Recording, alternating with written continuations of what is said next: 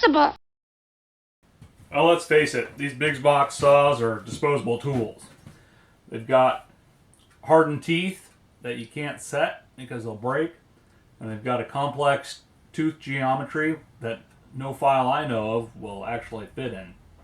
However, just knowing that was sort of a challenge to me. And furthermore, I had a piece of plywood I really needed to cut, and I didn't want to go all the way into town to buy a replacement for this, which I need to do anyway, but you know how it is, trying to get things done. So I thought to myself, how can I put a serviceable edge on this long enough to make 2 cuts and a sheet of plywood? And it was much too dull, and appearances mattered on this plywood. So I thought, well, the cutting edge is of course on the outside. So I don't need to file the whole tooth, I can just clean up the outside edge. So I grabbed a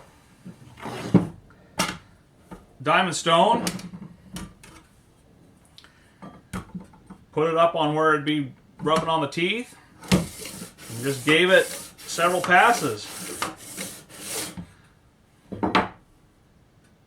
until I felt the teeth were sharp. Flipped it over, did the same thing the same number of times on the other side.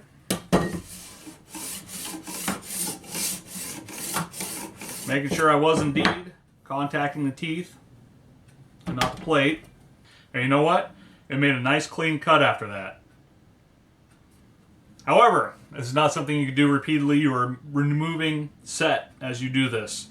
So pretty soon you'll have no set left to your saw and that won't work. But it was enough to do in a pinch.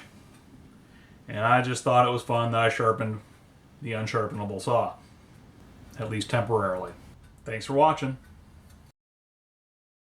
Oh, by the way, if you're a regular viewer of my channel, you've probably noticed my quick tip videos, I'm putting a stopwatch on the left-hand side of the thumbnails to help differentiate them from the projects. So anyway, I thought that was a useful thing for viewers. Thanks again.